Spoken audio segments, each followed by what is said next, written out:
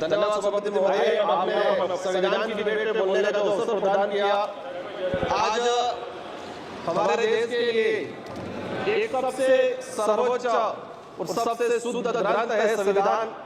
आज इस सदन में मैं पहुंचा हूं, कहीं न कहीं संविधान की मेहरबानी है और मेरे निर्वाचन क्षेत्र की जनता की मेहरबानी है। मैं संविधान को नमन करते हुए, मेरे क्षेत्र की जनता को प्रणाम करते हुए मैं मेरी बात को रखना चाहूंगा। इस संविधान के अंदर प्रावधान किया गया है कि देश के अंदर रहने वाला प्रत्येक वर्ग और विशेषकर ध्यान रखा गया है कि इस देश का जो गरीब है तबका है और आदिवासी समुदाय हो, एससी समुदाय हो, उनके उत्थान के लिए प्रावधान किए गए संविधान के अंदर। लेकिन आज बड़े दुख के साथ कहना पड़ रहा है कि 75 वर्ष हो गए, लेकिन संविधान के अंदर जो आदिवासी समुदाय के हित में जो प्रावधान बने हुए हैं, अनुच्छेद 244 के अंतर्गत 5वीं अनुसूची, अनुच्छेद 244(2) के अंतर्गत धरातल पे लागू नहीं किया गया है। ये इससे स्पष्ट होता है कि वर्तमान या पूर्व की सरकारें जो भी रही हो, उन सरकारों को आदिवासी समुदाय के हित में और संविधान के अंदर आदिवासी के जो प्रावधान है उनके लिए क्या मानसिकता रही है।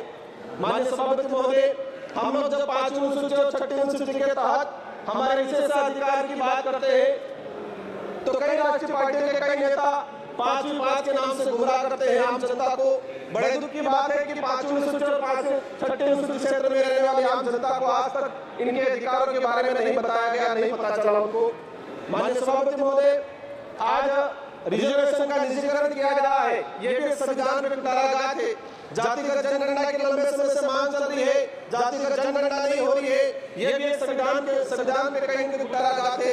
मणिपुर की जो घटनाएं हुई है उससे भी ये सिद्ध होता है कि संविधान में कहीं न कहीं कुठाराघात है।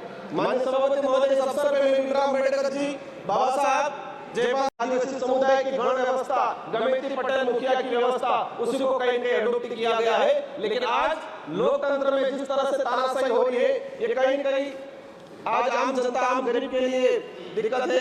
जल जंगल जमीन आदिवासी जीवन का आधार है, ये बिरसा मुंडा जी और जयपाल सिंह मुंडा का कहना था। लेकिन आज उसी जल जंगल जमीन को उजाड़ा जा रहा है। माननीय सभापति महोदय, आदिवासी समुदाय को अपना अलग एक पहचान, पूर्वजों के त्याग बलिदान आधार पर आरक्षण का अधिकार मिला है और देश की आजादी में अगर देखा जाए सबसे अधिक अगर त्याग बलिदान दिया गया है तो आदिवासियों का त्याग बलिदान दिया गया है। लेकिन आज उसको नजरअंदाज किया जाता है। हाल राजस्थान की सरकार ने SC/ST की जमीन को गैर आदिवासियों के खरीद पर अनुमति देकर ST/SC के संवैधानिक अधिकारों पे कहीं न कहीं कुठाराघात किया है। माननीय सभापति महोदय, अनुच्छेद 243(j) के प्रावधानों की धज्जियां उड़ाई जा रही है। आदिवासी के संवैधानिक अधिकारों को लेकर सुप्रीम कोर्ट के कई जजमेंट आए। Samatha judgement 1997, Vedanta judgement 2013, Ramareddy versus state Andhra Pradesh ji, Baba Saheb Jaipal Singh Munda, Nehru ji, ऐसे कई महापुरुषों को याद करना चाहूंगा जिन्होंने इस देश को शानदार संविधान दिया है। और इसी अवसर पे आज ही के दिन जो शहीद हुए सैनिक है, इनको भी नमन करना चाहूंगा। संविधान के प्रावधान के तहत पैसा एक्ट आया इस देश के अंदर, 1996 में पैसा एक्ट आया, आज 28 साल हो गए, लेकिन आज भी कई राज्यों में पैसा एक्ट के कानून नहीं बने हुए हैं। माननीय सभापति महोदय, पैसा एक्ट में प्रावधान है कि शेड्यूल एरिया के अंदर जो भी जमीन है, कोई भी उद्योगपति या कोई भी गवर्नमेंट लेती है तो उसको पैसा एक्ट की ग्राम सभा के तहत अनुमति लेना अनिवार्य है। लेकिन आदिवासी क्षेत्र के अंदर देखा गया है कि राष्ट्र हित के नाम से भूमि अधिग्रहण की जाती है, पैसा एक्ट को नजरअंदाज किया जाता है। हमने कई जगह देखा खनन के नाम पे पैसा एक्ट के तहत ग्राम सभा का बिना परमिशन के और लिया गया। कहते हैं राष्ट्र हित, आदिवासियों का घर उजाड़ के किसी के संवैधानिक अधिकारों को लेकर सुप्रीम कोर्ट के कई जजमेंट आए। Samatha judgement 1997, Vedanta judgement 2013, Ramareddy versus state Andhra Pradesh 1998, Kailash बनाम महाराष्ट्र सरकार 11 जनवरी 2005। लेकिन आज तक इन सुप्रीम कोर्ट, हाई कोर्ट के जो जजमेंट है वो आज तक लागू नहीं किए गए। आप अपन निकाल के देखेंगे जितने भी जजमेंट आए ट्राइबल इलाके के हित को लेके, आज तक उनको लागू नहीं किया गया है।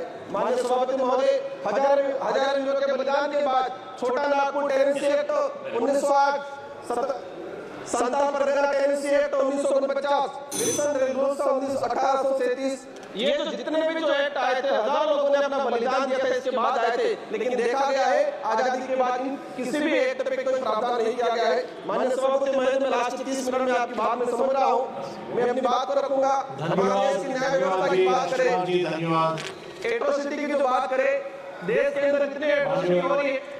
सभा की कार्यवाही